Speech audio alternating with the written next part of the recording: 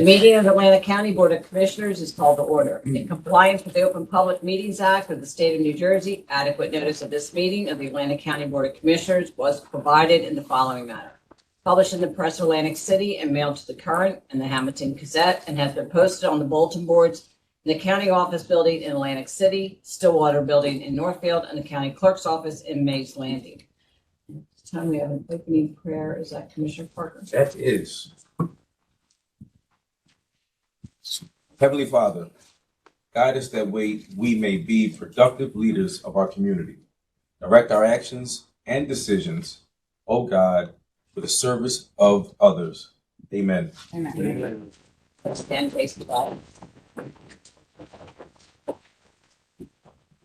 I pledge allegiance to the flag of the United States of America and to the republic for which it stands, one nation, under God, indivisible, with liberty and justice for all.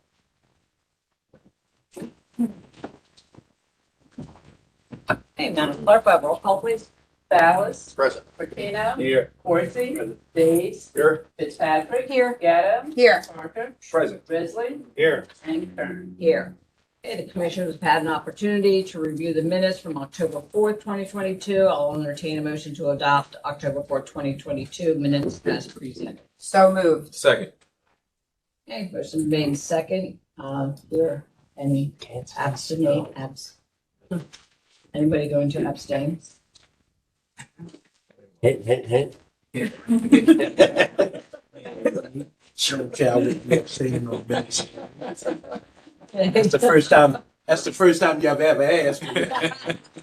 Moved by Commissioner Gatto and seconded it by Commissioner Ballas. Read it? I couldn't hear it. Commissioner Parker. Ballas. Okay, we'll have a roll call. Parker. Listen, Ballas, Parker, you know. Parker, Ballas. Entertainment. Yes. Martino. Yes. Corsi. Hint, abstain. Days. Yes. Fitzpatrick. Yes. Gatto. Yes. Parker. Yes. Risley. Yes. And Kern. Yes, motion carries. Anyone in person that would like to speak during public comments, please come to the podium, state your name and the town you reside. You'll be provided up to 3 minutes to speak. If you're attending virtually, please type yes and the resolution number in the question and answer box. Any items not listed on the agenda, you may speak during public comments.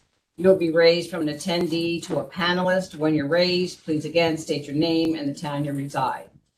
Before we go into our ordinances, I'd like to ask Mr. Ferguson for any update we have on the pilot. Yes, thank you, Madam Chair. Last Friday, Judge Michael Blee granted a stay for 90 days of the Liberty and Prosperity lawsuit. He had previously granted a stay of the case the county was involved in the Liberty and Prosperity case. As you know, he declared the 2021 amendments to the Casino Property Tax Stabilization Act as being unconstitutional. The state asked for a stay. The state has previously filed a notice of appeal with the Appellate Division of Superior Court. In our case, they are likely to do the same with regard to the Liberty and Prosperity case. It's likely that the two cases will be consolidated. Now, the judge granted his stay in Liberty and Prosperity for a period of 90 days, and that was done with the idea of hoping that the appellate court will expedite the appeal and will move it forward, and perhaps maybe even the state Supreme Court would take the case on direct certification. As I explained once before, the first level of appeal in a case is the Appellate Division of Superior Court. That's as of a matter of right. You get to the Supreme Court one of two ways. If the matter goes through the Appellate Division and there is a dissenting vote, the party that has lost has an automatic right of appeal to the state Supreme Court. If that does not happen, if the opinion is unanimous, then the losing party has to file what's called a petition for certification with the New Jersey Supreme Court, and then by a majority vote of the 7 justices, if 4 of the justices agree to take the case, then they'll grant what they call certification, and the case gets put on their docket. Now, what do we mean by an expedited appeal? That doesn't mean that next month the court's going to take the case. What we're hoping is, and our attorney has broached the subject with me, that we would hopefully get the state to agree to ask the Supreme Court to take the case on what we call direct certification.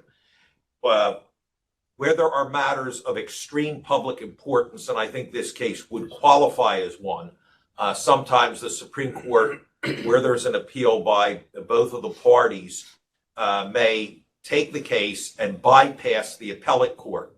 Because let's face it, in both of these cases, no matter what happens, the losing party is likely to petition the court anyway to get the case there. This would save time and money, but as I said, even on an emergent appeal or an expedited appeal, it's not like the case is going to be decided next week. We're probably still looking at anywhere from 9 to 12 months before we would get a decision. And there's reasons for that.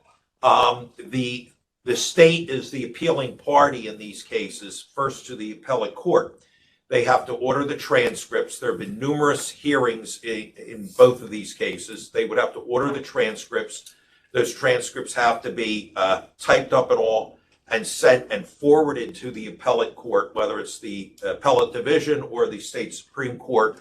The court then will issue a briefing schedule where both sides would brief the case. The state, as the appealing party, they're the appellant. They would file their brief first. And normally the court allows, once they put out a briefing schedule, it's usually 45 days that the party has to file their brief. We, the county, and Liberty and Prosperity would be the respondents. The respondents normally have 30 days after the state files its brief to respond. And then normally the state, as the appealing party, would then have, I think it's 15 days after that, to file what's called a responsive brief to the arguments we made. So there's three levels of briefs there that get filed. That goes up. The judges have to read and digest all that. Chances are, in a case of this magnitude, or cases of this magnitude, they would ask for oral argument. That would have to be scheduled, and then the parties would appear either before the APTIV or the state Supreme Court for oral argument. And then, after you have that, the court then takes whatever time it needs to take to formulate its decision, and will issue a decision which first gets sent out. The parties get notice of what the decision is going to be. Usually that occurs like a day or two before the decision is formally announced by the court. So that's the process. And Mr. Riccio and I have looked at it and believe that, we're probably under a best case scenario looking at 9 to 12 months before this case would be. And that's if it goes on an expedited basis. If the court decides not to do that, and if the appellate court takes it first, you could be 9 to 12 months in the appellate division, get the decision from there, and then have to get certification by the Supreme Court. You're talking an even longer period of time. My best guess is a year at a minimum before we get a decision in this case, or both cases. Thank you. And you could get a split decision on this case. I mean, I should be very clear on that. We, the county, did not directly challenge the constitutionality of those 2021 amendments. Our argument is that those amendments violated the consent order of settlement, which we maintain as a contract that's been sanctioned by the court in the form of a court order. And while the legislature does have a wide berth in what it can do in legislating, we maintain that they can't violate a contract that they themselves, the state, the executive branch of government, made. So there's going to be contract arguments made. There's going to be separation of powers arguments that we would make. I frankly think our case is the stronger of the two. It's possible that the court could have a split decision. They could rule in favor of, say, the county, or in our case, and could rule against Liberty and Prosperity in the other case, and could rule that, no, we think Judge Blee went too far in doing what he did in declaring an act of the legislature unconstitutional. But yeah, we agree with the county's argument that there was a violation of the consent order. So county, you win, but liberty and prosperity, you lose. Or, I suspect it could go the other way, or it could go completely against both parties. Who knows? But I think Mr. Riccio and I both believe that we think we have a pretty strong position and a pretty compelling position based on the factual record that was made throughout the proceedings. So that's where we are. Thank you very Madam much. Chair? Jim, has the state refunded anything as far as the legal fees? No, that was all stayed. That order from the judge was stayed also? That was stayed, yeah. So they're appealing that also? Everything's back to the status quo as, at the beginning of the case. What are we looking at estimated legal cost by the time this thing is done? Between everything that has occurred so far and what will occur, you're probably looking at, this is a guesstimate now on my part, $750,000 to $1 million. Yeah, it's a shame, isn't it? It's 'Cause it such a waste of shouldn't be. taxpayers' money. It shouldn't be. This case should have been resolved. In this case, this matter should have been resolved back in December of last year. Agreed. It's sad, but that's where we are. The state loves Madam court. Chair, just to follow up on Commissioner Ballas's point, I guess the ROI is, we're chasing after, I think it's 5.4 or 6 million that we're trying to save in In a year. 4.7 million. yeah. Of course. Yeah, no, I want to remind the taxpayers, this is why we're putting out this effort Yes. and why we think spending that amount of money is worth it. That's what we're chasing. So we're also chasing those fees back, correct? The court fees. Correct. I mean, the legal fees. Right. So, Right. Yeah, and I mean, that's anybody's guess as to what the court will do. I mean, Judge Blee awarded us fees. If that decision is upheld and if the appellate courts follow through on that, then we could see a significant amount of the legal fees eventually get back. But keep in mind, that's still taxpayers' money. sure. I mean, the county would get that back, it would reap the benefit, but there are taxpayers throughout the state Mm-hmm. that are paying for this litigation on both sides. Of course. Yeah, that's why it's such a shame that it is carried on in this direction. It doesn't need to be. Is the state using outside counsel or Yes. staff attorneys? So Well, throughout, they've been using the Chiesa law firm, which they used back when we were in court back in 2017, 2018. That firm now, when the stay was filed for, I think the new attorney general actually weighed in and was involved. So it's sort of a combination of things. But yeah, principally outside counsel. So there's an additional it's tax funded on the fight on both sides. Lot.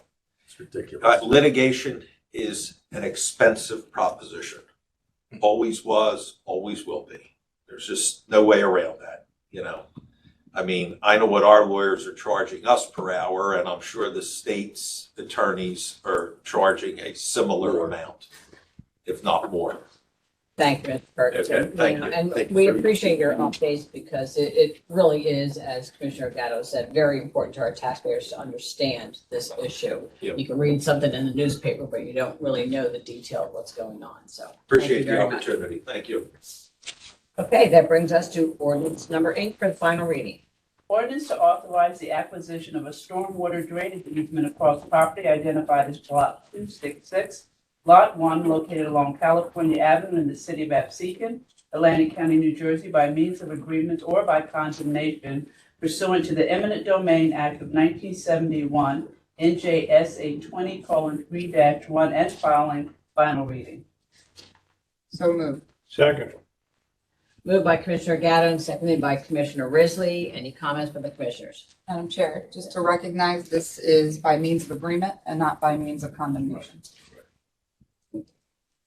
Any other comments from the commissioners? Since it's a final reading, do we have any comments from the public? Okay, we'll have a roll call. Ballas? Yes. Bertino? Yes. Corsi? Yes. Days? Yes. Fitzpatrick? Yes. Gatto? Yes. Parker? Yes. Risley? Yes. And Kern. Yes, motion carries. Brings us to our resolutions of grants, Resolution 559.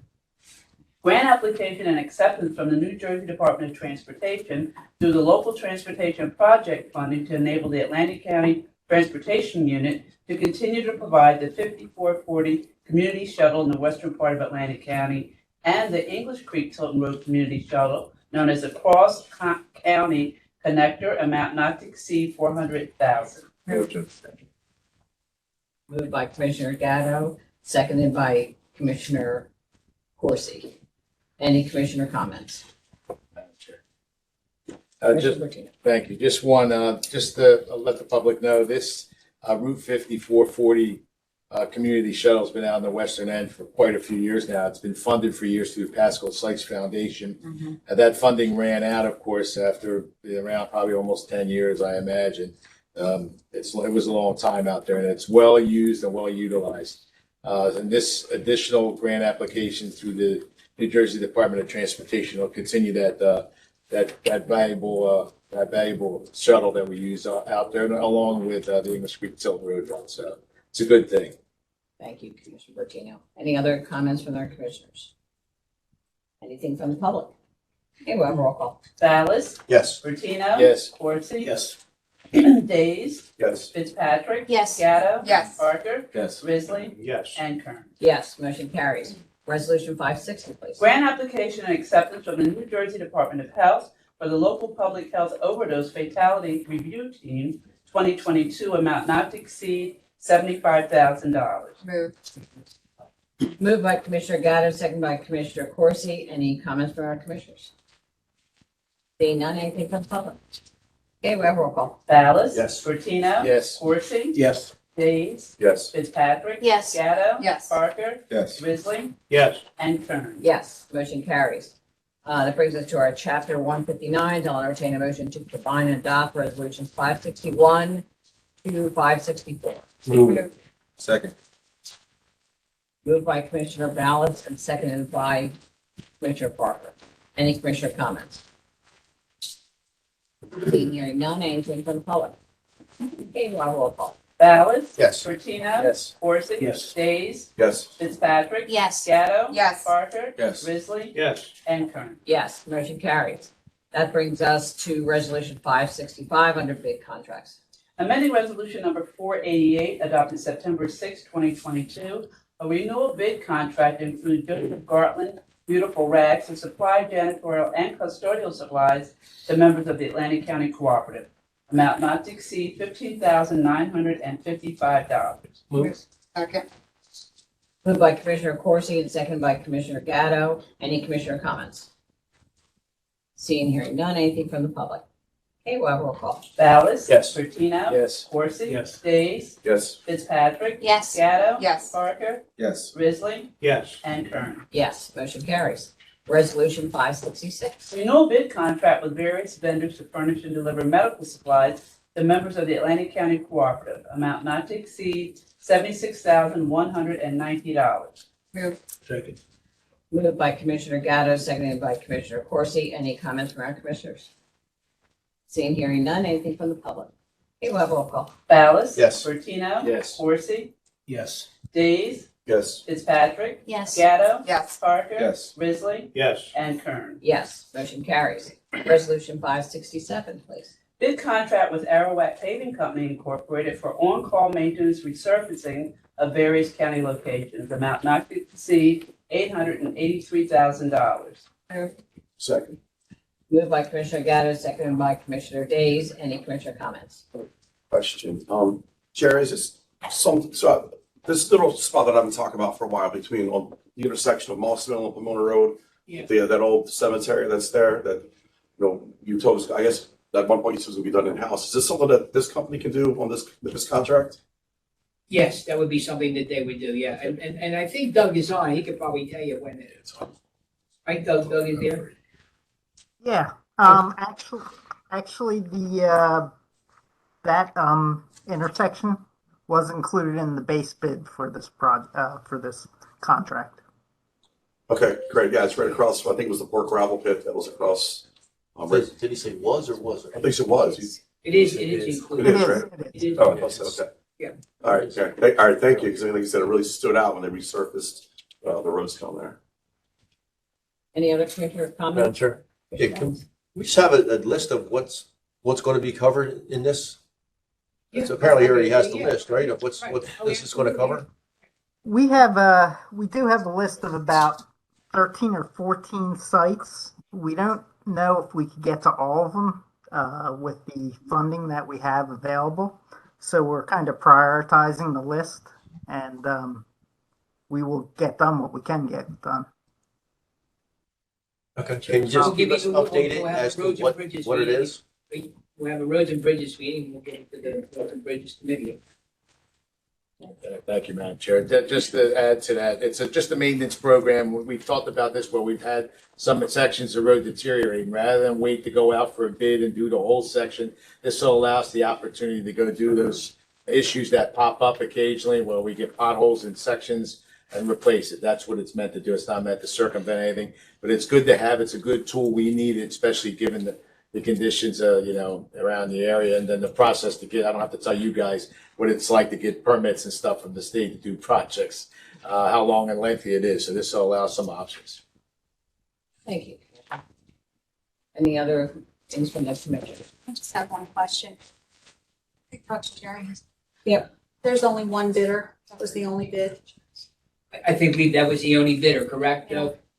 Yes. Yeah, we were Yeah, on that's a that shame one bid. that, it takes the competitiveness out of it and we Yeah. lose. And, Commissioner, I mean, Doug could probably speak to this better than I can. There's not that many contractors to begin with, but the other contractors, they do very large jobs. I mean, I don't know if you want to get into that a little bit, but Arawak is more in tune to this kind of Maintenance. road work as opposed to, let's say, either a Pearson or a South State, right? Correct, Doug? I mean, Yeah, I mean, it's because these projects are small, the minimum size is 45,000 for each site. 45,000 Kind of limits who will bid on the project. dollars. Oh, Okay. Yeah. I didn't know if it was square feet or what. No, I'm sorry, 40,000, Okay. $45,000. All right. Well, thank you very much. Thank you. Any other comments from our commissioners? Seeing here none, anything from the public? Okay, we'll have a roll call. Ballas? Yes. Bertina? Yes. Corsi? Yes. Days? Yes. Fitzpatrick? Yes. Gatto? Yes. Parker? Yes. Risley? Yes. And Kern. Yes, motion carries. Resolution 568 has been withdrawn. So that brings us to change orders with resolution 569. Change order number 3, a contract with H4 Enterprises Limited Liability Company to provide supplemental site work at the Atlantic County Estelle Manor Park for the Veterans Cemetery expansion, columbarium, and toilet room building at picnic area number 2. Net increase $163,495.20. Moved. Second. Moved by Commissioner Gatto, second by Commissioner Risley. Any commissioner comments? Yep, Commissioner Bertucci. Jerry, to our staff, could you just explain why we've got the change order, what it entails? Yeah. Why? Do you want to do that or do you Yeah, want to? sure. We discussed it yesterday in our committee meeting. Essentially, this is going to allow us to put the pieces in to have it be like an all year toilet room and heat it right, so that we don't have to winterize it every year. It'll be continuous use. I think it's from a longer term perspective, it'll be better for the health of that building. Did I miss anything? And then ditches, for the columbarium, that was the other big Yeah. number, so, yeah. We got the doors, Tim Edmonds is on it, Tim did a lot of work to go research that whole issue, correct? I'm okay. Thank you. Any other commissioner comments? Anything from the public? Okay, we'll have a roll call. Ballas? Yes. Bertina? Yes. Corsi? It's a You bathroom. know you want to say it's yes. a Come bathroom. on. This is the, Don't ever go into the bathroom. this is the cover of people that are cremated, the veterans. Veterans. Yes. Days?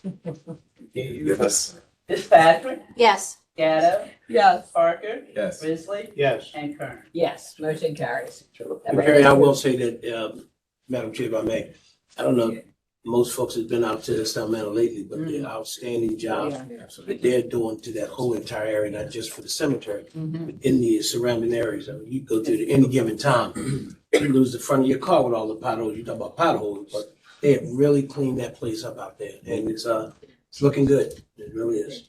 I had the opportunity to go to Beverly National Cemetery last week up the road here in Jersey, and it's closed. If you don't have a site under the grave there, you can't even get in it.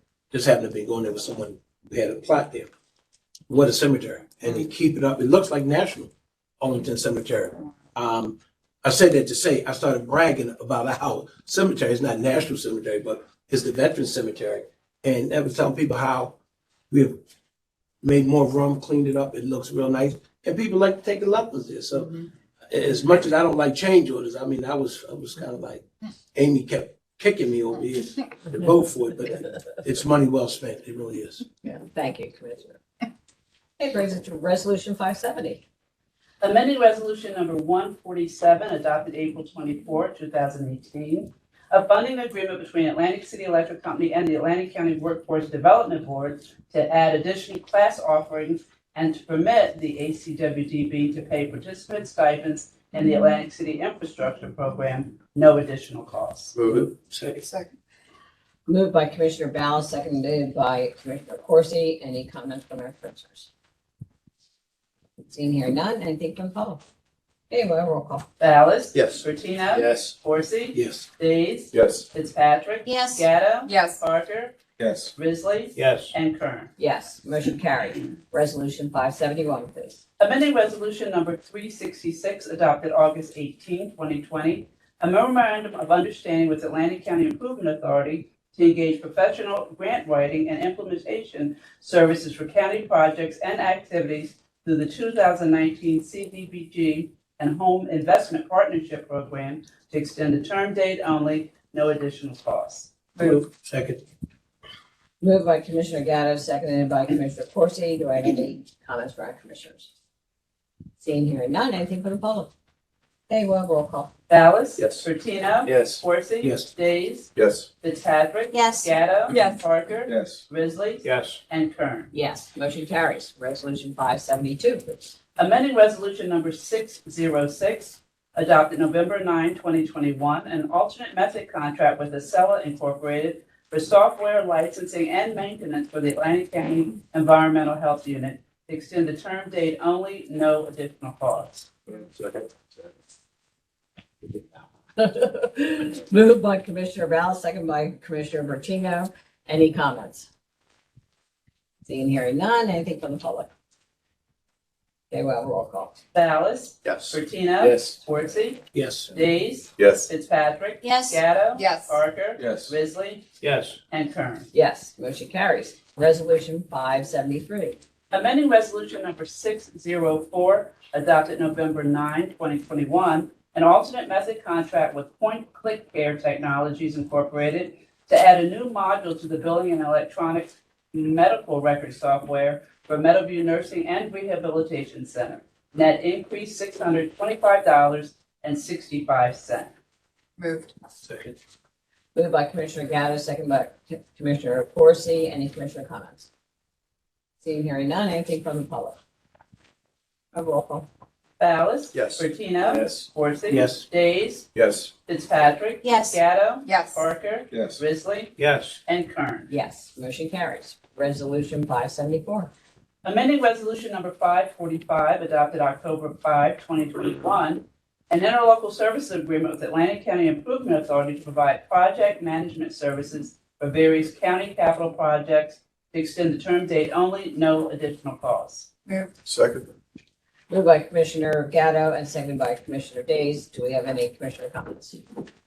Seeing here none, anything from the public? Okay, a roll call. Ballas? Yes. Bertino? Yes. Corsi? Yes. Days? Yes. Fitzpatrick? Yes. Gatto? Yes. Parker? Yes. Risley? Yes. And Kern. Yes, motion carries. Brings us to Resolution 575.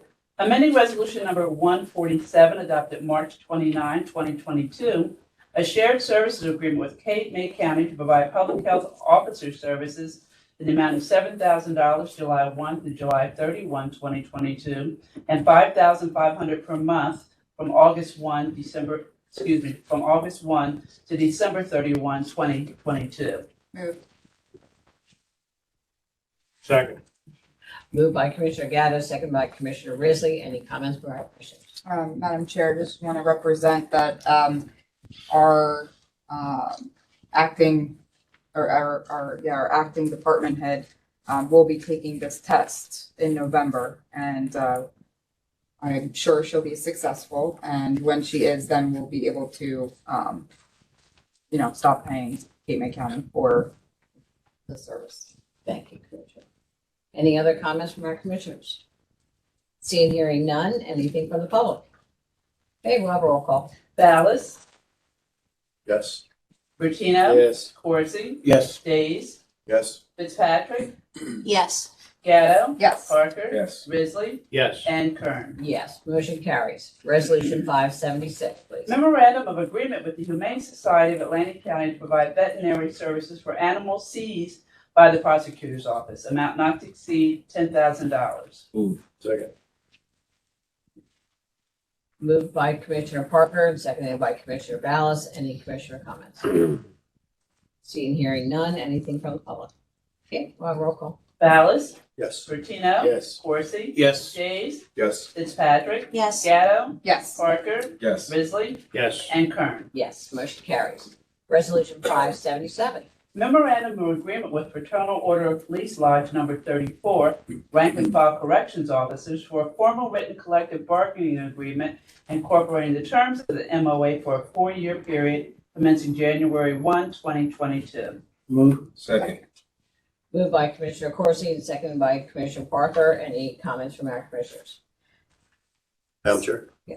Yeah, could either Jerry or Mr. Ferguson just give us a brief overview of the contract?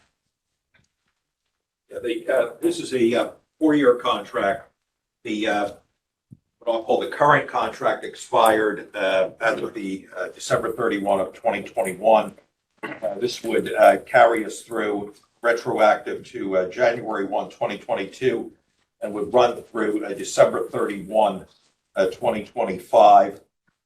Basically, it provides for a new salary guide, and we see a collapsing of in the salary guide where the first 2 steps are consolidated. So the start salary will go up to $41,374 retroactive to January 1 of this year.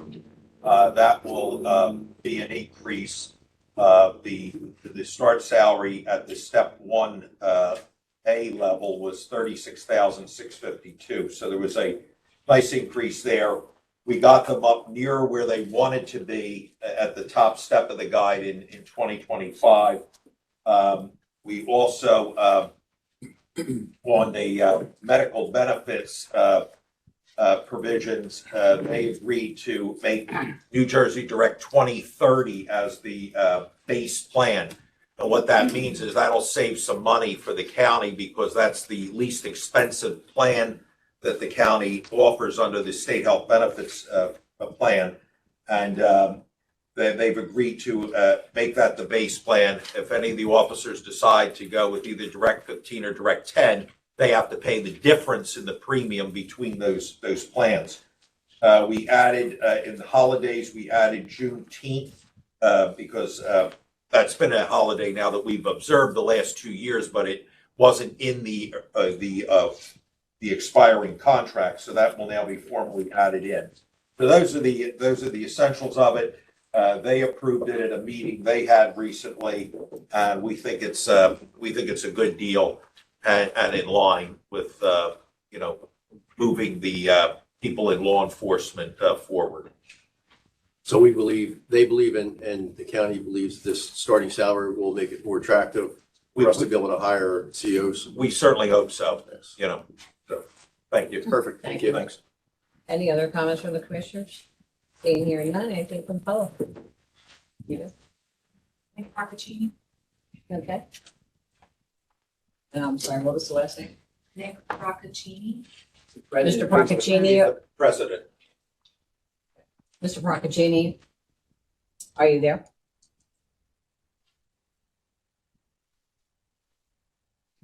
Mr. Procaccini? I can't see him anymore. They're still moving on. Can you hear me? Yes, we can. Oh, how you doing? Nick Procaccini, Mays Landing, New Jersey, FOP 34. I just want to thank Jim first off. It was a easy negotiation. It went pretty, you know, we're not always going to get everything we want, but we feel the county was very fair. We raised a good percentage. We were just happy how it went. It went pretty smooth, and just wanted to thank Jim and the county and everyone. But to add on to the medical benefits, I know it's a little off topic, but this is something we need to discuss with the county and maybe Jim, because you guys are aware of the increase going up. So, yeah, so we need to discuss getting out of the state plan or renegotiating. We want to let the county know that we're willing to work with the county to figure out cost savings for both sides. I know you guys are reading the paper and see how much some of these guys are going up $350 a pay. So that's something we want to work with you guys on to help everyone out. And we're willing to switch plans or whatever it needs to do to help us save some money. But thank you guys, and thank you, Jim. It was easy going. Thank you. I want to thank President Procaccini for the nice comments. And yes, we look forward to working with you and with Mr. Crivelli in hopefully coming up with some solution to this, because it really affects everybody. What the state health benefits plan is done here. So thanks again for your cooperation. Yeah, Mr. Procaccini, thank you so very much. We do appreciate your comments and the great partnership that we have with you. We are having some conversations as to what you're referring to with the insurance. We were talking to Commissioner Risley and I were talking to the county executive even this afternoon. So thank you so much. We greatly appreciate that. Okay, do we have any other comments from the public? Okay, we'll have a roll call. Ballas? Yes. Bertino? Yes. Corsi? Yes. Days? Yes. Fitzpatrick? Yes. Gatto? Yes. Parker? Yes. Risley? Yes. And Kern. Yes, motion carries. Resolution 578. Amending Resolution Number 38, adopted January 19, 2021, a contract with Atlantic Prevention Resources to provide an overdose fatality review team to extend the term date. Amount not to exceed $70,000. Move. Second. Moved by Commissioner Corsi, seconded by Commissioner Gatto. Any commissioner comments? Madam Chair, if I could just highlight, because this is our second item on this overdose fatality review team. I didn't know this when we were talking about it in budget committee, but this is a group that collects data and information with regard to the survivors and helps to connect them with services that they need as a follow-up to the tragedy that they've experienced. And that could be the parents of, somebody who passed, or having to support in some way the children of somebody who passed. So very interesting work there. And just want to highlight that is something that is going on. Thank you. It's very important. Any other comments from our commissioners? Seeing here none. Anything from the public? Okay, we'll have a roll call. Ballas? Yes. Bertino? Yes. Corsi? Yes. Days? Yes. Fitzpatrick? Yes. Gatto? Yes. Parker? Yes. Risley? Yes. And Kern. Yes, motion carries. Resolution 579. Interlocal Services Agreement with the Board of Education of the Special Services School District and the Vocational School District of Atlantic County for the Atlantic County Sheriff's Office to provide one full-time school resource officer, revenue generating. Second. Moved by Commissioner Corsi, seconded by Commissioner Gatto. Any commissioner comments? Seeing here none. Anything from the public? Okay, we'll have a roll call. Ballas? Yes. Bertino? Yes. Corsi? Yes. Days? Yes. Fitzpatrick? Yes. Gatto? Yes. Parker? Yes. Risley? Yes. And Kern. Yes, motion carries. Resolution 580, please. Interlocal Services Agreement with the Atlantic County Improvement Authority to bid and manage the roof replacement and garage expansion at the Hamilton Public Works Facility, amount not to exceed $40,950. Moved. Second. Moved by Commissioner Gatto, seconded by Commissioner Corsi. Do I have any commissioner comments? Seeing, hearing none, anything from the public? Okay, well, roll call. Ballas? Yes. Bertino? Yes. Fortsey? Yes. Days? Yes. Fitzpatrick? Yes. Gatto? Yes. Parker? Yes. Risley? Yes. And Kern. Yes, motion carries. Resolution 581. Interlocal services agreement with the city of Brigantine for preliminary and final design services for traffic improvements to the Brigantine Lighthouse Circle at Brigantine Boulevard, County Route 638 and Bay Shore Avenue intersection. Amount not to exceed $200,000. Moved. Second. Moved by Commissioner Gatto, seconded by Commissioner Days. Any commissioner comments? I have a question. Jerry, did we ever get back to the children who made a presentation regarding this circle? And like, I can't answer that because John is no longer John Peterson. I think John was going to at least call the school, but I don't know if he ever did that. I mean, if you like, I'll speak with Renee. She's on. I think that they went to a lot of trouble and did a lot of work and came here, elementary school children, to make a presentation to us. And we should be as respectful as we can to them and at least acknowledge their hard work and saying now that the job is getting done, and we may not have taken their ideas, but they contributed, and I think we should say that to them. Just saying, I mean, John's, he's not. I here, understand, but yeah, I think we should follow up. What John told me was in reviewing what they did, I gave John and Mark the information that the kids gave us that day. Mhm. John said, I don't know who was leading it, but a lot of what they had was in one of the designs. So I think we should tell them that. That's great. So, Madam Chair, if I may, Yes, through you. Hold on, here's Renee. Renee's there. hi. Yeah, I'm not sure whether or not John had followed up. I can reach out to him to find out, but in any case, we will certainly make sure that their contributions are acknowledged and thank them for their efforts. Absolutely. Thanks very much. Okay, and I don't know, I thought that he did. I thought that he had told us one time, like reported back that he did do something. And the other thing is, I mean, as you all know, the mayor teaches there. So the mayor and I've spoken to the administrator, that they talk to the teacher frequently, so they're on top of that as well. I mean, but again, Renee Yeah, will check. we'll check. Okay, thank you. Thank you, Commissioner. Madam Chair. Yes. Oh, no. Wait. Hold on. I was just letting her know that you. No, you Oh, wasn't. Amy was the only one I. Amy was the only one to make sure you didn't skip over me, okay? We'll Mr. try. Dorsey, Madam Chair. who are yours? Through you, with all due respect. Jerry, I agree. There was some, or you at least indicated some of the designs that kids talked about. And Karen, you make a good point. So what happens is, if in fact we have not really got an answer back from John, put a resolution up, just thanking them for their hard work and informing them that yes, some of your suggestions went into some of the designs. Listen, it takes a lot for kids to even get involved in something like that. Absolutely. And we don't throw that stuff on the back shelf, or at least we should not. I have this inside story at City Hall. Talk about two Schwartz reports, Jerry, I'm sure you're familiar. We have more studies done in Lang City on reports. And when they did the reports, they set them all up on the shelf, and nobody's never implemented anything, let alone put anything in a plan. For kids to come up with some suggestion and recommendation, and as a part of their design, they need to know that their voices were heard. It could have been something in there already in the making. I don't know that. But you acknowledge them. You make them feel important. They're your future leaders anyway. So that's just a thought. Did we acknowledge them? I thought we did. They came here. We did. We did. Yeah. With certificates. We gave certificates to them, that, so, but. But I'm not still sure if they follow know up. they got some recognition inside of the design. Yeah, and so, like I said, we will follow up on that, but I agree. Any other commissioner comments? Madam Chair, Mr. yeah. Dallas? Thank you.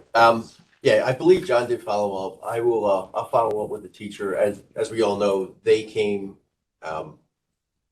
last year, and now they've moved on from that teacher's class and moved up. So she can follow up with the students, but I can forward the email to Renee, her email address, the teacher. That way she can follow up with whatever parts of the design that was taken from their presentation. Actually, there was what was it, 4 different presentations and 4 different sets of ideas that they had. Yeah, good. And, you know, in speaking with John as this was going on, they were, you know, cherry picking some of the ideas, and some of the ideas they came up with, the county was already looking into. I'll follow up with her and let her know I'm forwarding the email. I guess I'll forward it to Jerry and you can forward it to Renee, her email address. Okay? Thank you. And then if, you know, we feel the need to bring the students back, we do it. Right. Thank you, Commissioner. Any other commissioner comments? Seeing, hearing none, anything from the public? Okay, we'll have a roll call. Ballas? Yes. Fortino? Yes. Horsey? Yes. Days? Yes. Fitzpatrick? Yes. Gatto? Yes. Parker? Yes. Risley? Yes.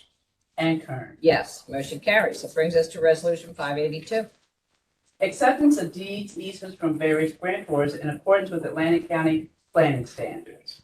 Moved. Second. Moved by Commissioner Gatto, seconded by Commissioner Corsi. Any commissioner comments? Seeing, hearing none, anything from the public? Okay, we'll have a roll call. Ballas? Yes. Fortino? Yes. Horsey? Yes. Days? Yes. Fitzpatrick? Yes. Gatto? Yes. Parker? Yes. Risley? Yes. And Kern. Yes, motion carries. Resolution 583. Extraordinary unspecifiable service contract with Glen Insurance to obtain fiduciary coverage for the county's deferred compensation program. Amount not to exceed $15,563.43. Moved. Second. Moved by Commissioner Gatto, seconded by Commissioner Risley. Any comments from our commissioners? Seeing, hearing none, anything from the public? Okay, we'll have a roll call. Ballas? Yes. Fortino? Yes. Horsey? Yes. Days? Yes. Fitzpatrick? Yes. Gatto? Yes. Parker? Yes. Yes. And Kern. Yes, motion carries. Resolution 584. Amending Resolution Number 625, adopted November 23, 2021, a professional services agreement with French and Perello Associates for engineering design services associated with replacement of Lakes Creek Bridge, EH 29, on Belvis Mill Road, EH 26 and EH 27 in Egg Harbor Township to extend the term date. Net increase $27,500. Second. Moved by Commissioner Gatto, seconded by Commissioner Risley. Any comments from the commissioners? Madam Chair. Commissioner Bell? Yeah, earlier we, 568, the replacement of Lake Street Bridge was withdrawn. We're okay passing this with, that being withdrawn? That was for the construction. That was for the construction, the one we pulled, because we just took the bids and we told the budget subcommittee they're being reviewed by engineering right now. So that'll be on the next meeting. So this is just for the engineers. This is just for the. Added engineering. Yeah. Got Thank you. And Mark, and I don't know. What Doug presented yesterday, so the county engineer explained that when we get state money, they have to review everything. They have to review the plans. So not only do we review them, they have to review them. What's happening is now, not only do they have to we have to get them reviewed, they have to match their requirements. Right. I mean, so Doug can go through that with you because that's a pain for those guys, but we have to match their specific requirements. And so in order to meet the requirements that the DOT has set up, we had to go back to the design team to tell them that they had to follow those regulations. So that's what the extra cost is. It was NJDOT's requirements now. Yes. Well, hopefully they know that now going forward, so we don't have to pay additional money to Exactly. redesign the design. It'll be in all the specs. Right.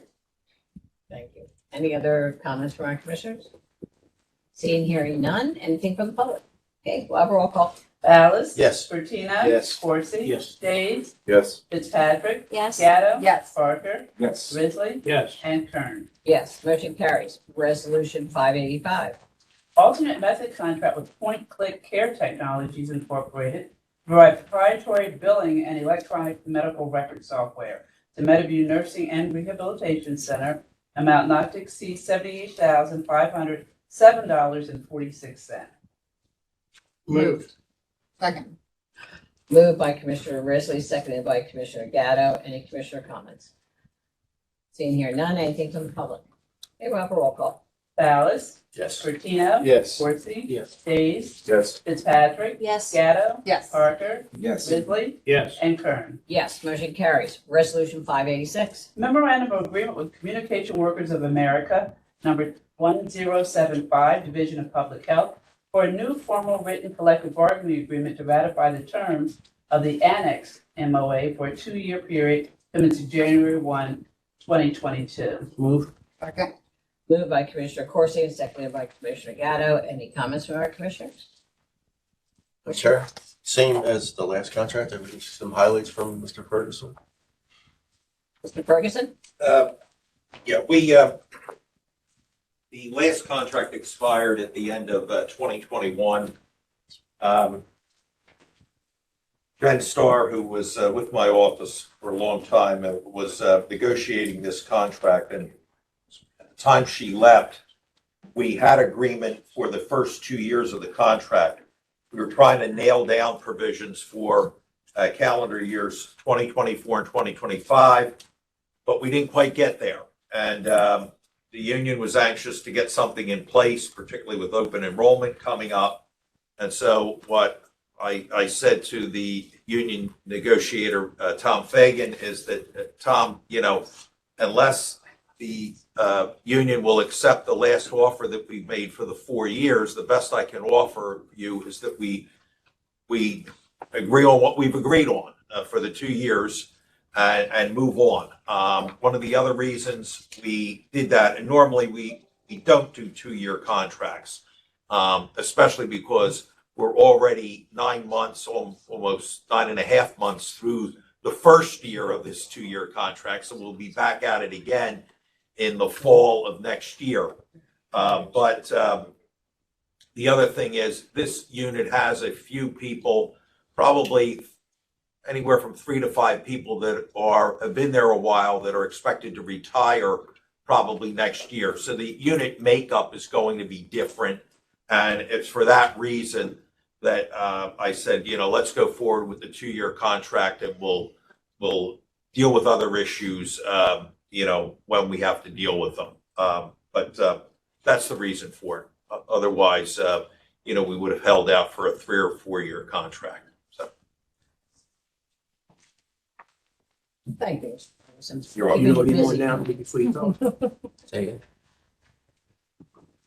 Don't mess with you. Any other comments from our commissioners? Anything from the public? Okay, we'll have a roll call. Ballas. Yes. Martino. Yes. Corsi. Yes. Days. Yes. Fitzpatrick. Yes. Gatto. Yes. Parker. Yes. Ridley. Yes. And Kern. Yes, motion carries.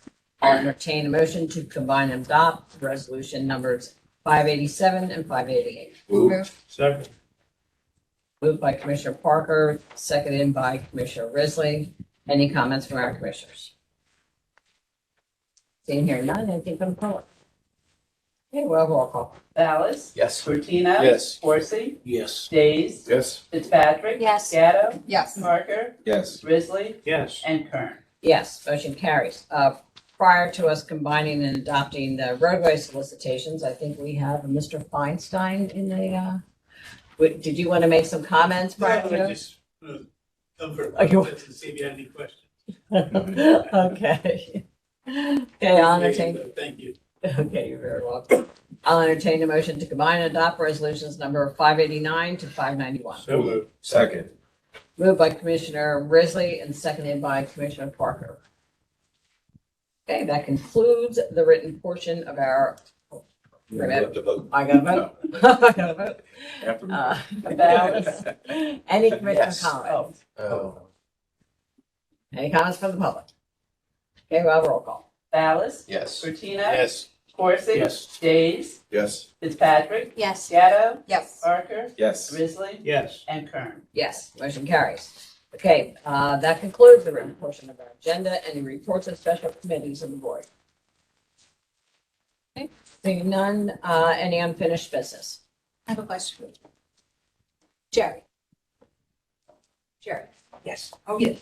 The opioid money that we received, yes. we're getting what, like $250,000-$300,000 a year for a lot of years, right?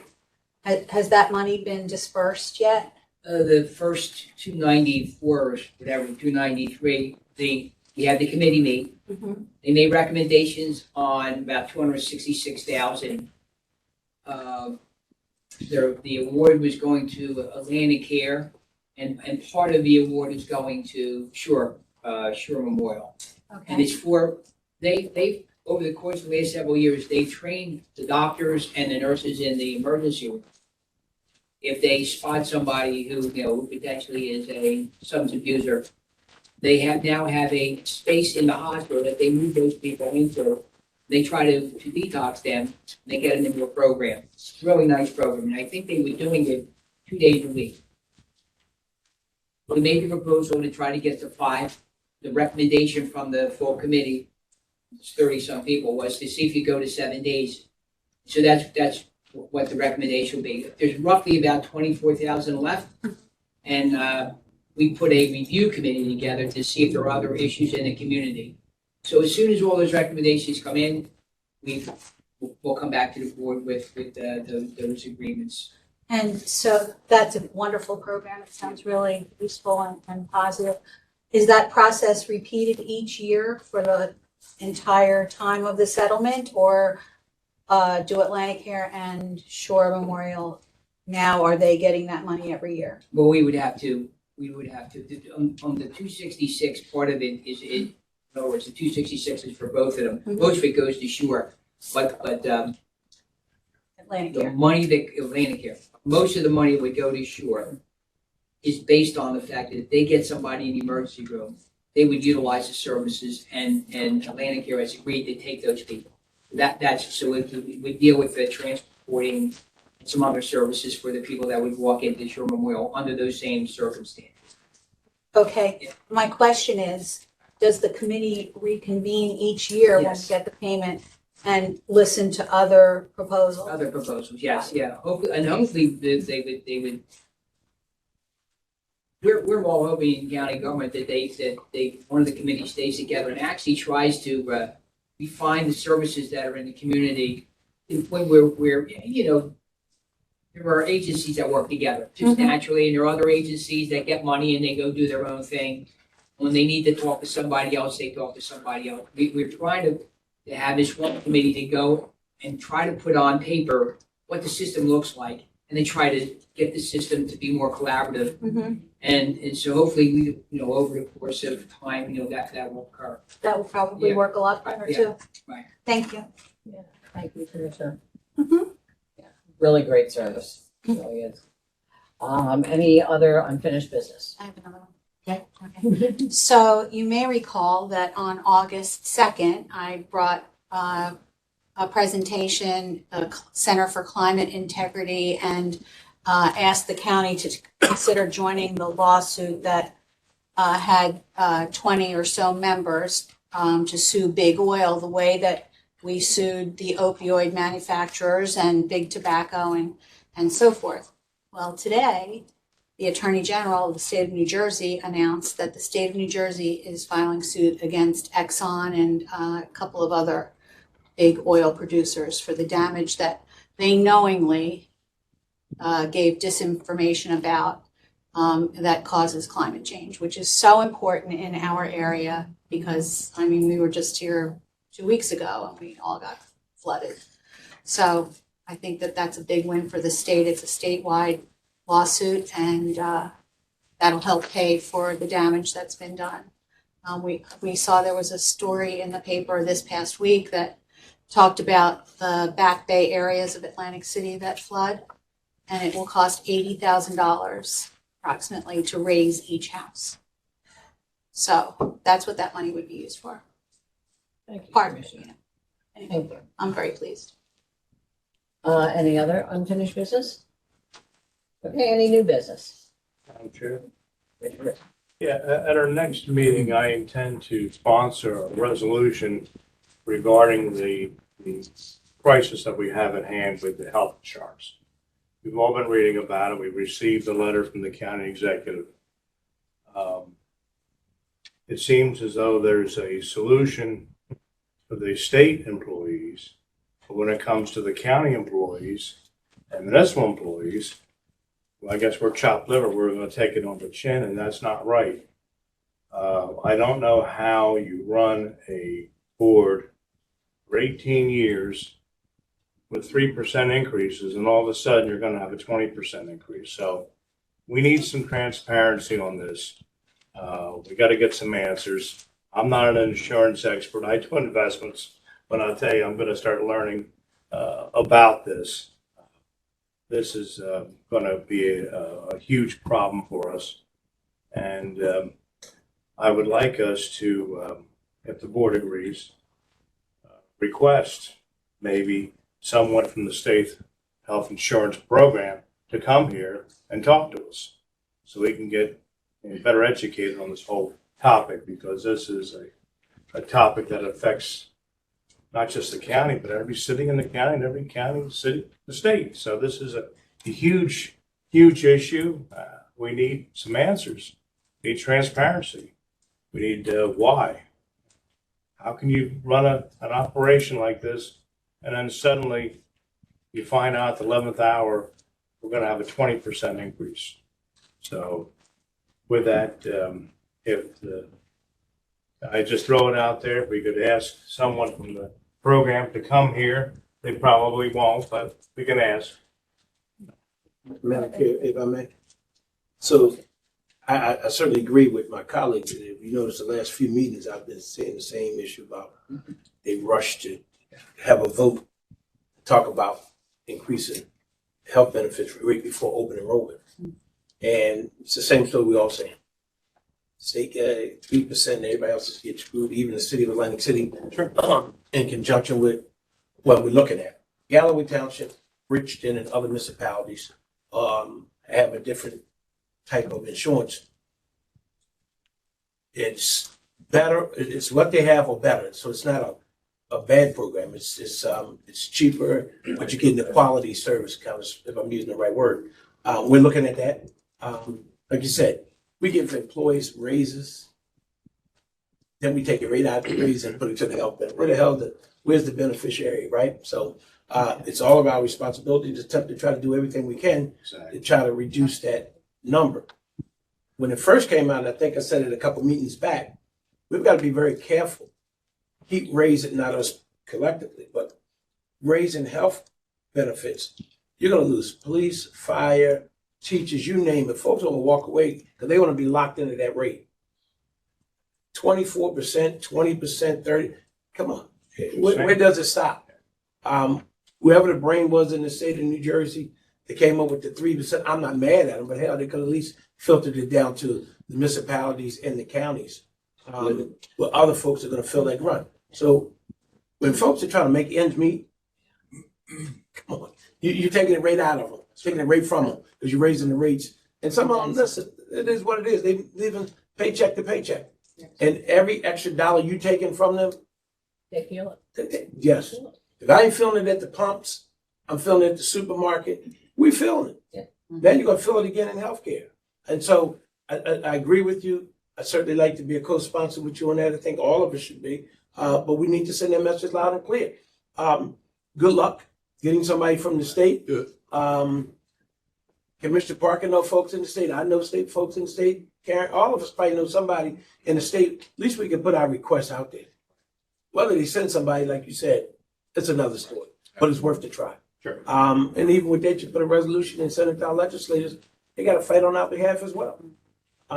They have a responsibility and obligation, not only in Atlantic County, but around the state of New Jersey. Everybody's feeling it. So I'm told in conclusion, there was some type of meeting last week where mayors from all over the state was on some kind of call, and they were all raising the same issues. It's unacceptable. That's a big hit. Yeah, it is big. So I just wanted to weigh in. I agree with you 100%. Madam Chair, just 100%. Commissioner Risley, don't forget school districts as well Sure. in there. Sure. And as I mentioned, when we were discussing this in the budget call yesterday, I think it's our responsibility as a county to proactively lead the effort and, engage at least our municipalities and, our school districts, and then partner with our surrounding counties to, be that loud voice. And also not just the transparency that you're talking about, but what are our options? And that's what we started talking about yesterday morning. We really need to be laying that out. You know, what are the options? What would that look like? And get that information out to our partners. And I believe administration has already started to Yes. see what they are. We talked about that at the last meeting as well. So we will get a letter out, Madam Clerk. I think that's one of the first things we have to do, especially if we're going to do a resolution by the next meeting. So we want to know that that's out there, you know, on a timely basis and see, you know, see where it goes from there. But, you know, we're doing what we're supposed to do and, you know, hopefully something comes out of it. So thank you, commissioners. As a follow-up, maybe, reach out to the 23 towns in Atlantic County and see, I mean, I'm sure they're aware how they're going to be impacted, but make them aware of what we discussed and, make that voice even stronger. Also, on a different topic, but kind of related, affecting the county municipalities, they're also going to be releasing their pension contribution requirements, which I think are going to be close to what I'm hearing, 20% increases as well. So Madam Chair, if I may, before we move on, through you, Jerry, how many county employees do we have? Roughly part-time and everything around 1,800. And do the Not math. everybody. I'm just saying, and we do the math, But right? not everybody's eligible for health benefits. Correct. Probably more like 13, I guess. Somewhere around in there. 1,300 that's eligible? I think Give or take. somewhere around there. I don't remember the number. That's what that makes. I can get that for you. Tammy, Ms. Robbins, and the department heads, we've been having our conversations, and what she showed me was we probably have 50% of our employees now that are eligible for health benefits in the 2030 plan. But we still have a number of people in New Jersey Direct 10 and 15. Their contracts open, and we'll be negotiating in the 2030. And so what happens is, even though the employees feel depends, so does the taxpayers. Yes. Right? So everybody is a trickle down effect for everybody. And we've got to do our best to try to maximize, like Amy said, our coverage can't be less than what we have. It's got to be what we have or better. But at a decent rate that everybody can afford. So. And this starts in January, Effective January 1. Yeah. so Yeah. it's urgent. Yeah, Yeah. it is urgent, and I also feel, as Commissioner Corsi said, we need to get all of our legislators, moving. Any other new business? Okay, has anybody received any written communications or petitions they would like to share? Madam Chair. I just want to give a quick update on the fun topic of Cologne Avenue and Route 30 intersection. Just real quick. So I don't remember the last time I gave an update, but on June 20th, we received a response from State DOT with a schedule and timeline that indicated construction would start in early fall 2022. On July 5th, I followed up asking for an update on the milestone. On July 27th, followed up again because there had been no response. Finally got a response that said, we'll get back to you. And then on September 12th, Commissioner Dace reached out asking for an update, to give an update to the new owner at Bulldogs, who was asking for information. No response. And then on October 10th, I reached out again, asking for an update and a response to Commissioner Dace's email. And I got so then I got a response on October 12th that said there was a pre-construction meeting that was held, construction is underway, and that the project includes 5 locations and 7 intersections. Anticipated completion is April 2023. I then asked for what are the 5 locations, 7 intersections, and the dates for each of those so that we knew where Atlantic County fell on that map. As of my email, on our meeting yesterday morning, I asked Doug and Renee if they happen to have had any of that information. They do not. They've been waiting for it from the state. So I followed up with the DOT yesterday and got an automated reply that they're out of the office. So, I just want people to know that we continue to try to do our diligence. I even engaged our contact at the governor's office when we were, not getting responses, and he has attempted to help as well. So I'll do that again at this point. But it prompted us to reach out continually because September 22nd, there was another accident there between one of our sheriff's officers and an ambulance. These are first responders who are driving all the time. And if they are having trouble navigating this intersection, it's no wonder, our regular motorists are having so many issues. So we'll continue to keep on it, but I just wanted to give an update on all of those communications that have been happening. And then just one other thing, we are in silly season, and there has been some pretty ugly things recently going around about me specifically, and some actions from the county, which are completely false and not true. I'm not going to elaborate on them here, but I am preparing a response. So I'm not sure how I'm going to deliver that response, but I will keep you all aware of that in the future. Thank you, Commissioner. And thank you both for your persistence with that. Yes. For our constituents as well. Does anybody else have anything that they would like to share, petitions or commitments? Okay, we'll now open the public comments portion. Anyone in person that would like to speak during public comments, please come to the podium. State your name and the town you reside. You'll be provided up to 3 minutes to speak. But anybody from the public?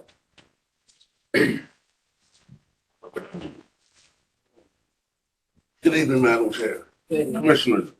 My name is Charles Oglesby. I reside in the city of Pleasantville. I want to introduce myself. I know the clerk has her bell ready to go for 3 minutes. So It starts after the introduction. No. You heard that she's going to speak. So I'm going to try to break down the serious issue down to 3 minutes, and hopefully we can meet after this. As I said, my name is Charles Oglesby. I'm a former law enforcement officer in the city of Pleasantville. Worked directly under Commissioner Ballas.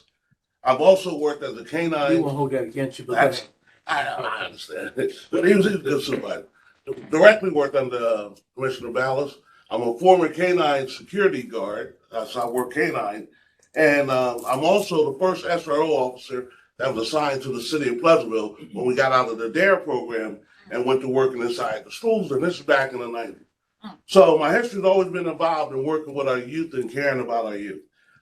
I don't know if all the commissioners are aware, and I'm really talking too fast, I don't like it, but that in 2019, my city, we suffered a tragic incident. We lost a 10-year-old male at a football game. Well, that situation hasn't went away in our district because we have a prominent lawyer, Mr. Crump. He's handling the case, so that's going to come back on us in the city of Pleasantville. I sort of speak for my town because I love my town. So we know that's going to happen. But I'm also now the security supervisor at Atlantic Cape Community College. So I was invited by Mr. Ballas to a meeting that they had for an active shooting drill with a canine. And at that meeting, I was sitting back and I was listening, and I got to hear the educators, and I heard the guidance counselors, I heard some superintendents, and I heard the teachers speak, and they was talking about funding of the program and all that stuff, and I truly understand that. The thing that caught my ear was when I was sitting there, is that they were saying that we need to have more guidance counselors, and that we need to have more crisis prevention, and we need to have this and that for the teachers. Educators spent a lot of time going to school to learn how to educate our youth. That's the future of our country. Some of us in the community have spent a lot of time in learning how to protect and serve our youth. So I don't know how to sit in the classroom and teach a child how to go along and do his math and all that. But I have learned how we can learn from the past of critical incidents and what we can do to prevent this from happening. Now, we already had it happen in Pleasantville.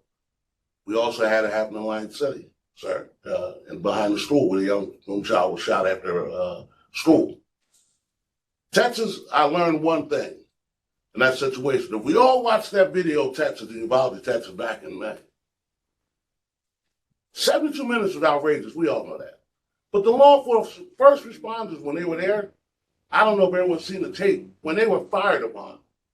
And that's why they retreated, because they didn't feel that they had enough firepower to engage the suspect. That was the captain, Commissioner Ballas, and myself. We took note. That would be part of our job to go in and lose our life to protect those here. Well, now we have something, another tool that could help us. It could truly help. When a suspect was firing at the officers or firing at those babies, imagine if we had a dog that would go in. That dog would probably lose his life. But the main thing was that the suspect would have to fire now away from the officers and away from the children. I fear the dog coming 25 miles an hour at him. At that time, that canine handler, and hopefully the other officers that get there, can hopefully take out the suspect and handle the situation. Every second and every minute counts. So I'm here today because I spoke with our Health and Safety Committee. And I explained this at our college. We have severe security problems out there, but so do Atlantic County. Because some schools are taking it serious, some are not. So I was hoping that we could get with the boards, the education board and the advisory board, the justice board. Mr. Grizzly, you was there, sir, at the meeting that we was invited to, and I thank you. Commissioner Ballas, you were there, and I thank you. But after that, I know things stop. And I know how some superintendents will say, hey, listen, we don't need that. Well, my thing is, let's show them what they might be able to use. Because if you don't see it, you might not believe it. So I'm hoping that Atlantic County and ACC, that we can get together and put on a demonstration and invite our superintendents and the board members who are the stakeholders who vote on these decisions. And if we can put together a demonstration and show them the practicality of the dogs. Before I came here, I've done my homework. I went to Alliance City, the St. Andrew's Church, and I spoke to approximately 40 children from 7th grade to 11th grade. And I asked them about Alliance City, about dogs, because I know how the minority community is about canines. And the one thing that I did realize, it's not our kids scared of the dogs. It's not. Because we have taught them that law enforcement is supposed to protect them. Now the biggest thing is saying that you shouldn't have police in the schools. They have a uniform, they have guns. But one thing every parent, grandparent, what do we teach our kids in the community? What is law enforcement supposed to do? Protect them. Protect them. So what the kids see when they see the kid in school or the police officer, they feel safer. So the problem might not be our youth. The problem might be some others. But one thing we have to do is get this together and work this out. And hopefully Atlantic County can lead before you have this whole room full of parents yelling and screaming at y'all saying, what did you do? And the biggest question is, what you didn't do. What you didn't do. We have learned from Calamine, Parkland, Pleasantville, Alliance City. If we don't respond, things keep happening. We need to be, as you said earlier, proactive. As you said earlier, we need to be proactive. Because when we're reactive, it already happened. It already happened. I would just hope that I could be in contact with someone and you consider my offer that we can have and do a demonstration, and hopefully the county can have our superintendents come and our board members come, as you said about the insurance and reaching out to all the municipalities. Yes. Because everyone needs to know times have changed, things are changing. And do you know, like we discussed with the 22% or 20% benefits, now we have the new laws about guns. We didn't have to worry about this when we were one. Everybody can get a gun now. What happens if you get an angry parent? We have parents come and assault teachers, haven't we? Mr. Parker? We have angry parents come and assault our youth. We have parents come to fight our youth. What happens when these angry parents come with a weapon? I'll thank you for your time. I'm sorry I went over my 3 minutes. I hope that the commissioners, please, if our committees could work together and understand that Atlanta County can be, lead this effort in the safety of our youth. Because educating them is one thing, but it's hard to learn if you're in fear. I thank you. Thank you. I'm sorry. Step away, Madam Chair. And I don't know if you want to update them on the subcommittee meeting we had with the superintendents, or do you want me to? Were you at that meeting? Well, we were online. Just double checking. Do you want to be, you chaired it? You want to? Keep running off at the mouth since he keeps referring to you as Okay. captain. and- Oh, I'm sorry. No, here you go. Anyway, the discussion did come up in our chambers here, and our chairman of our school committee, Commissioner Corsi, convened a meeting with the majority of superintendents in Atlantic County. And I can tell you there wasn't not one superintendent that was for the program. As you said, some of the same conversation came up. It was money. It was militarization of the school system. Dogs in schools, what happens if they bite somebody? We must be doing something right because we haven't had an active shooting situation in a school. Well, we haven't had an active shooting situation in a school because we haven't had an active shooting station in a school. They didn't have one in Columbine until they had one. They didn't have one in Parkland until they had one. And you vowed to Texas. So that reasoning, I don't believe in it. I think that every tool that you can possibly have can work. And the presentation was short, although it was long, but there wasn't enough information at the presentation. It was almost 2 hours long that day? We said About 2 hours. But it was an initiation. And it was some information, but they also felt as though there wasn't enough institutional knowledge. There wasn't enough proof to say that the dog would actually stop that, which, true, would the dog actually stop it? Maybe, maybe not. But listen, when there's an active shooter, they're willing to go in there and they're willing to die. They're not willing to get hurt. They don't want to get bit. They don't care if you shoot them and kill them, but they don't want to get bit. And now their attention is focused on that dog, okay, which is now taking their attention off of the teachers or the youth in the school or whoever that person is shooting at. And now you have a chance to either disarm that person, right, or somehow stop that person. But the dog automatically stopped that shooting from happening at whoever his targets were or her targets were for that split second. Yes. And as you said, and just as instructor Joe Nicholas said, the dog will probably die. Yes. Okay, or at least get shot. Yes. But you know what? Is it worth having the dog get shot rather than, your grandson, your nephew, your granddaughter, mine? No.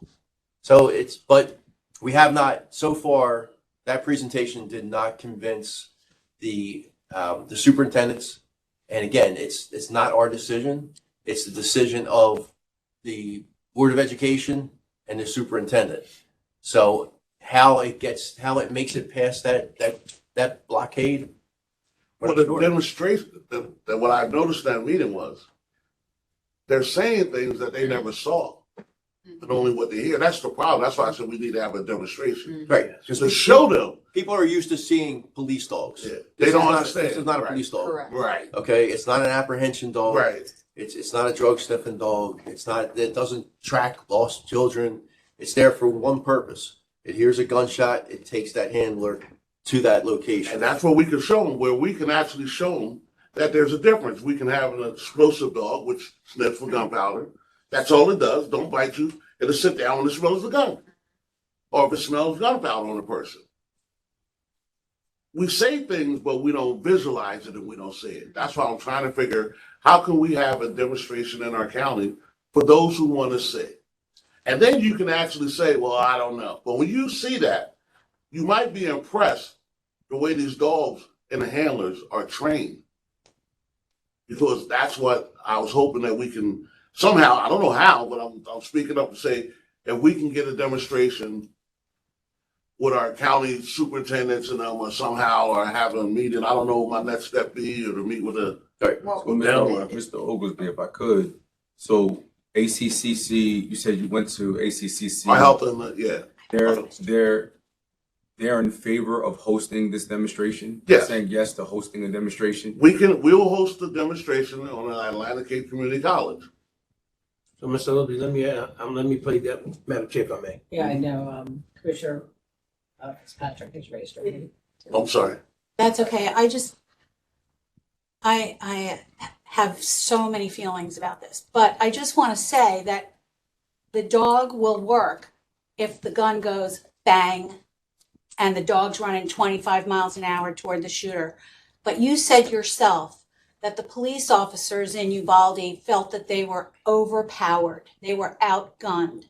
And that's the elephant in the room. A shooter coming into a school isn't coming in with a pistol or a hunting rifle. They're coming in with an automatic weapon and the gun's going boom, boom, boom, boom, boom, boom, boom, boom, boom. Right. And 30 kids, before the dog gets there, children and people, adults are being shot. But see that. So that's the flaw in the whole process for me. I don't think that might be a flaw, Commissioner. What I think that might be is putting the cart in front of the horse, because what you're saying is you have to harden your perimeter first for someone to get in the building. What we're talking about is, and that scenario you just mentioned was someone already in the building and already firing, let's just say they are 15 with 30 rounds, right? Mm-hmm. So they're already in there. So now we become a reactive. We have to respond to that. What I'm saying is that people are well aware of two things, right? When you harden your security and the tougher it is for you to do something, they'll pick somewhere else to do it. You can't get in a school around here. All the doors are locked. Karen. I don't. It's 100% true. It's supposed to be. They're supposed to be locked. There's people in our buildings. Yeah, and I think this is a very passionate, strong subject for a lot of people. Yeah.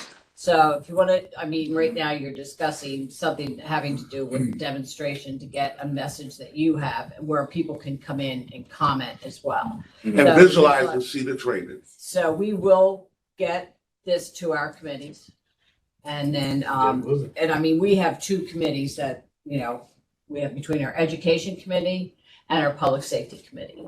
So we'll have a discussion on how we handle like having two committees. And I'm sorry, Commissioner Corsi, you did have something. So, a couple of things. One, when we did host a meeting, I was a little taken back that none of the schools were interested in having a dog.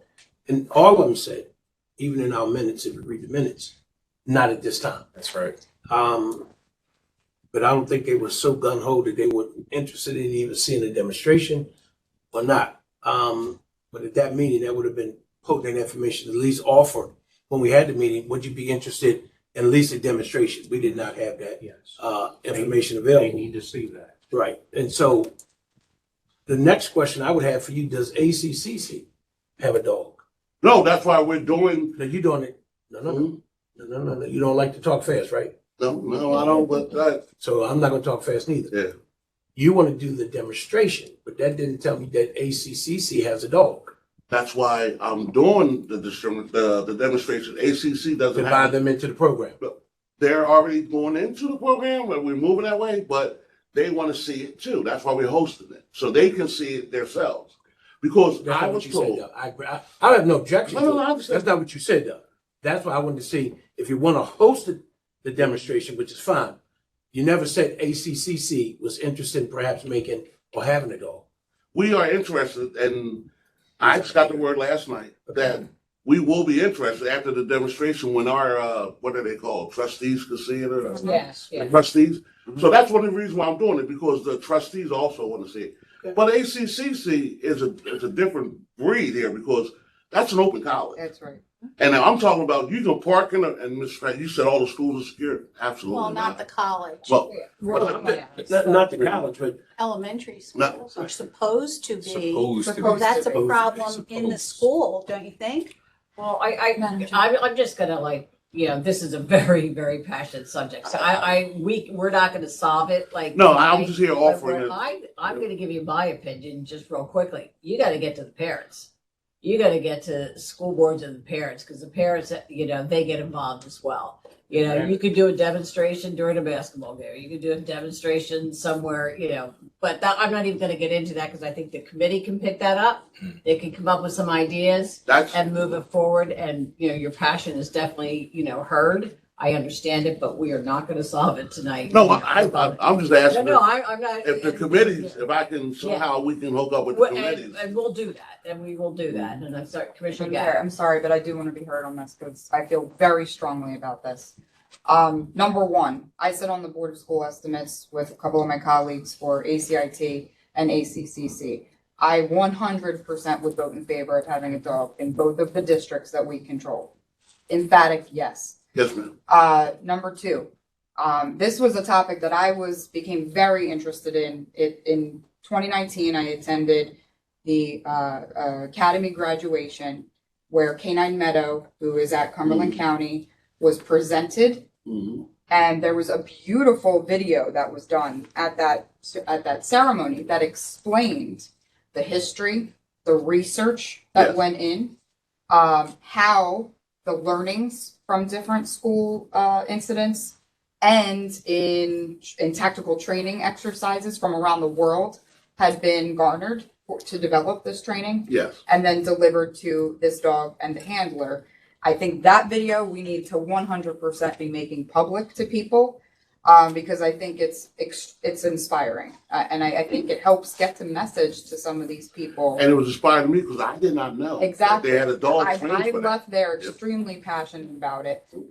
Number three, I think we should get some insight from Cumberland County, who's now had Canine Meadow since 2019, to talk about, you know, what have they learned, if anything, or, you know, what have they done in terms of practice or anything like that. And then, well, I'm sorry, I'm losing the phone just totally got me off track there. The timer. That was the timer. Oh, man. Derek said we're done. Well, so I talked about, I supported, oh, I know Phil Gunther is in favor of it because he and I and Joe Nick and our sheriff sat at a table and discussed with Mr. Fodorko, how do we make this a reality? Unfortunately, the pandemic hit and schools got closed and it stopped. So I was really happy to see our advisory board pick it back up because I think it's extremely important. So whatever I can do to help, I'm there. Whatever we can do, you have my vote on both of those boards. And so if I need to go speak to the trustees myself, I will happily do it. You know, there's other things that, yes, are bigger issues that need to be addressed, but how we can respond and mitigate further incident is what we can control. And what you see in that video of Canine Meadow and how that dog came about, and I forget Meadow's father's name, who was part of that, talked about how his daughter was on the third floor of the school in Florida. And sacrificed her life. And sacrificed her life. And if that dog could have reacted when he was shooting on the first floor, he wouldn't have gotten to the second and third floor. Yep. So I think we have to be the leader in engaging the parents and the school boards and getting through these superintendents. I'm shocked at that response. I'm blown away. I don't know why you shot. You should have been on that meeting. I mean, there was four of us. I didn't- We were all like, one of us for it. Not even Greater Egg Harbor, for the record. Yeah, well, I'm gonna give him a He has a call. dog. Who has a dog already. They have an explosive dog. They have an explosive dog already in their district. Yeah. But if I can just highlight this one point, I promise I'll be short. What they did say, they did not say they weren't interested. They all said this is not the right time. So we have to be able to use those words that they used. And budget. listen, what is the right time? What's the right time to save a kid's life? What's the right time to, you know, if they're saying it's a good program, but we're not going to do it now, that's an issue. That's an issue. And I think if we address it in that way, I think, Madam Chair, you're absolutely right. We do have to get to the parents because the only people that I know, and as a teacher, and I can say this, and a member of the Education Schools Committee, the only people superintendents listen to are school board. The only people school board listen to are the parents. Correct. That's it. No one else we don't have their ear. Because if we tell them to do it, we have no muscle in the fight to demand in any school district what they except for ACCC But we or can set the the example. county. We can set the example and Yes. we can formulate an argument or, you know, like you're saying, formulate the proper argument and demonstration to take to these districts and take to these superintendents. But Madam Chair is right. If you want the school board and superintendents to move, you get the parents to say it. If you have 40 parents show up at a school board meeting saying, listen, I don't care what you're talking about. We want the dog to protect our kids. Now, all of a sudden, you have a different, it's a different scenario. Shifts. It's a different We have scenario. to, Madam Chair, yeah, just real quick. First of all, this isn't a county commissioner program or initiative. So, you know, to have a demonstration at your college, you don't need the blessing of the county commissioners. And correct me if I'm wrong, either our solicitor or Jerry, the college can contact Joe Nick and get that set up. And, you know, any one of us that sits on this board, you know, can come out and endorse it, share our personal feelings or whatever. Even Who's Joe Nick there? I'm not maybe familiar. eventually do a resolution to vote it up or down, but it's not it's not a commissioner program or initiative. So, you know, I think you're probably better set, you know, talking with the county administrator to the director of the Canine Academy and setting that up, and then, you know, whatever support, you know, Also the that prosecutor's office. right, whatever support that would be needed or not needed from the Board of Commissioners to get people to come out to that, as far as, you know, maybe our school committee can, you know, let the superintendents know Right. that that's, you know, taking place. You have the facility, the county has the trainer, Cumberland County has the dog. All the pieces are there. Absolutely. It's just the time to convince You gotta get the audience. the audience. The audience. That's So again, don't wait on us. no, I was asking that we just work together and have the county to help me. Yeah. That's Right. all. Yep. Thank you so much. We appreciate your passion and your concern. Have a good evening. You too, sir. Thank you for coming. I just want to, I didn't mean to imply that our school is not locked down. I mean, I know Commissioner Fitzpatrick, you seemed, you're shocked. Our doors are locked, the classroom doors are locked. We receive constant email reminders. Don't prop it open if you see a coworker walking down the parking lot. However, we're all human, and people do occasionally forget or make mistakes. So, you know, I didn't mean to imply that it's a daily ongoing thing. It's not, but it I feel does. better now. Yeah, but it does happen. I mean, I'm sure you've forgotten, you know, things that you normally wouldn't forget, you know? And the last thing I wanted to bring up is that your comments couldn't be more timely. This is School Violence Awareness Week. I don't know if you were aware of that or if this was kind of coincided, but so there are a lot of conversations happening in our schools across the county this week. Thank you. About school violence. There's an opportunity too. So thank you so much. Appreciate it. But Madam Chair, before and I know you're trying to get out of here, but. No, I'm not trying to get out of here. Let me just say that, I'm here. and certainly I appreciate you coming, and if in fact you do have it set up, and I think I heard one of my colleagues said, ACIT is interested in doing it as well. And so if you set it up, we get an invite, we come, as Frank has indicated, and listen, Phil Gunther, better to be a champion for that. If the county's looking, ACI's county looking to do it, community colleges looking to do it, as the committee will meet, the most we can do is send an invitation out to the superintendent of schools. We can't make them come, as you indicated, it was very clear. We don't have the say so to make them put dogs in these schools. But I think most of us took away from the meeting, and Commissioner Parker said it clear, not at this time. It wasn't like 100% no. They was not, and we asked, was it a money issue? Was it who was paying for the dog and the training and all that? Not at this time. So that's kind of like where we at. Education. And it's up to each individual districts. Listen, if I'm running for school board, if somebody's running for school board, you ask that question in the districts. What's your take on it? Everybody has opinions, but at the end of the day, what happened? I say this in conclusion. The table turns if something happens to one of your family members. Yeah. Then the table changes. But it's at least good for continued discussion. Just don't close the door on it. And we had a good hour meeting maybe. And I was surprised at the number of superintendents that did get on, but I was more surprised at the ones that didn't get on. Right. So we'll see what happens. Yeah, I mean, it has to get out there, and we're part of that to make sure the information gets out to us, you know, May I ask just one more question? Is there an example of where it's worked anywhere?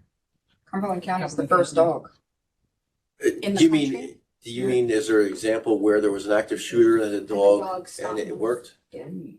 Now. No, Yeah, no. well, that's what she said. The other one. But I guess you could also say, since Cumberland County has had that dog, there hasn't been an active It's a shooter in risk the school. So mitigation. is it the dog that's stopping it? Exactly. Good question. You don't know. Just asking. You know what I That's mean? what people will ask. Right. Right, I think Right. there's one here, but I think there might be one or two other states. I think I remember like. There's three or four in the country which have Yeah. all been trained by Joe Nick, which Yeah. is from our county. Right. And there's none in the county. So hopefully the initiative starts at the county level and then, it trickles down. But the first step again, or the next step would be having the demonstration at the college, if that could happen. Thank you. There's 3 minutes. No, don't. You gotta turn that volume up there. Madam Clerk. Would anybody else like to come? You gotta put it on us. Okay. Good afternoon. Madam Chairperson, thank you for the opportunity. Absolutely. The Thank you. commissioners, my name is Rodney Finks. I'm an employee of Atlantic County government. And I'm sort of relieved to hear some of the discussions I heard here today regarding the escalating costs of healthcare. I came to just be an employee and a resident and taxpayer of Atlantic County, just to say my piece on that. Sure.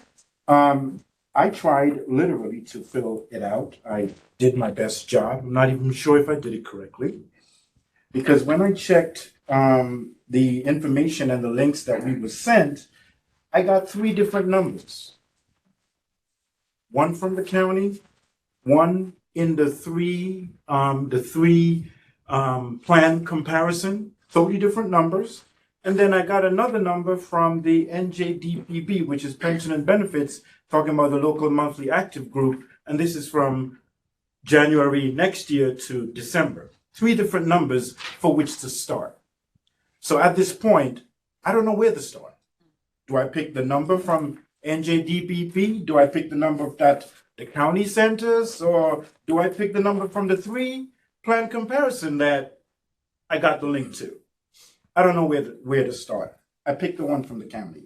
So I'm just saying, I'm an example of, I'm not in a union, so I'm not locked into a 2030 plan. So I'm doing this on my own. I'm sure there are many other people like me in the situation that we don't know exactly where to go. One of my ideas would be for the county planners, health benefit planners, if I had a certain plan last year, wouldn't you send me something? I would suggest that they send me something based on the new formulations to say, you were paying this last year based on the new formulations. If you pick the same plan, whether it's single, family, spouse, this is what you would pay. So this would eliminate me having to figure out, and more than likely, don't think I'm a dummy. I'm still probably going to do it the wrong way because I still don't understand all of the ramifications of these. Never dealt with this before in terms of a health plan. Okay? So I'm just here as an example. I'm using myself an example. And I'm sure I'm not the only person who's having difficulty figuring this out. True, for me this time, I'm a single person, but next year I'm going to have family involved. And at this time, I'm have to pick single now, but family change is probably next year. And how am I going to do that and figure that out on this plan? So that's where I'm at this point. I'm trying not to be frustrated. I'm trying to not, and just the fact the discussions I heard today ease my frustrations coming here because a lot of discussions at work. I see the light going off, so it's probably 3 minutes. That's okay. So we're having discussions at work, and some of these discussions, they're not here to say Rodney's right. I'm having the same issues, but we're having the same issues. So if I would have a suggestion for the county is figure out what plan we had last year and say, do you want that same plan? Because a lot of people, they don't jump plans from year to year. So if I had family last year, more than likely, I'm going to have family this year. So give me some indication of what I had last year. And if you choose family again this year, this is what you're going to pay. And let us take it from there. So that would be my suggestion. Jerry, is there And thank you. somebody in HR benefits that can assist with the type of questions? With Yeah, he sent a memo out to everybody, letting you know that this is the time of the year that it's open enrollment and everything. Okay. I'll have somebody call Rodney. But the other issue is we're all trying to get, I mean, I know, NJAC and the League of Municipalities are asking for an extension of the open enrollment period until the end of November.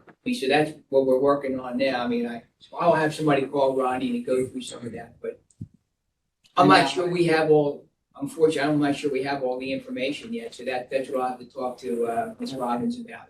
If we are able to give them all the numbers that we would need to give. So that's easy. We're gonna make you the expert. I'm gonna make you the expert in the Believe me, example. I go. You're the benchmark. Then you'll be sorry. Biggest attorney. Rod, you gotta do the same thing with my job, and I have to do the same thing.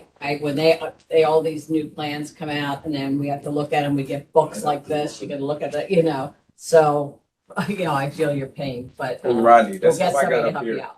They made me an expert at my school, and then they said, "Oh, you're good." That led to one thing to another thing. Yes. Rodney's gonna be the benchmark for the state. I don't want to step out of bounds, but to make Rodney feel a little better, I deal with these things in another world. And I can tell you the state changed the calculation today. So if you would have gone on and tried to figure out what it cost you to have a particular plan, whatever it may have been, I believe the calculations changed today on the website. So one of the reasons, and there could be, I'm not involved in your stuff, but that could be one of the reasons you're seeing different numbers alone is it's, I think it's, to Jerry's point, it's a fluid situation. Yeah, so that's. And there's what they- not a ton of guidance on what the ultimate answer is. So we will, Unfortunate. we'll work on it, but, administration will help you out, Ron. Thank you. Thank you. Is there anybody else from the public? Okay, any comments for the good of the order? Madam Chair, Yes. two things. One is, Boss's Day or Boss's Week, so Sonia's been our boss for a long time. I want to say happy bosses that. We get all these texts and emails, don't vote on it, you gotta abstain, so she's still in charge. And then the other thing is, as we all know, is Breast Cancer Awareness Month.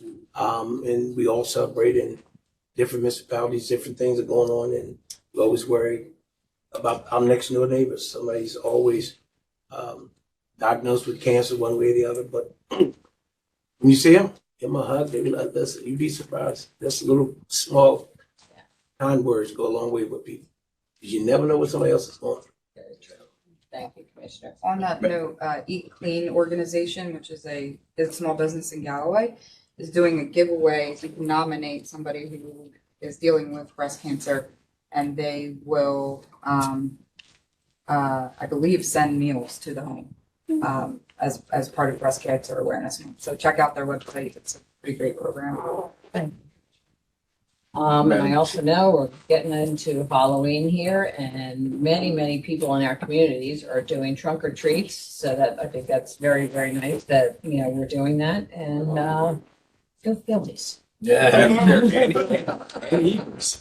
And Eagles. Well, I got Madam Chair, real quick, just, I know Rich Days did, Commissioner Days did say that it was New Jersey. That was one thing they're gonna bring out, New Jersey School Violence Awareness and it's also National Week, and it's also National School Bus Safety Week.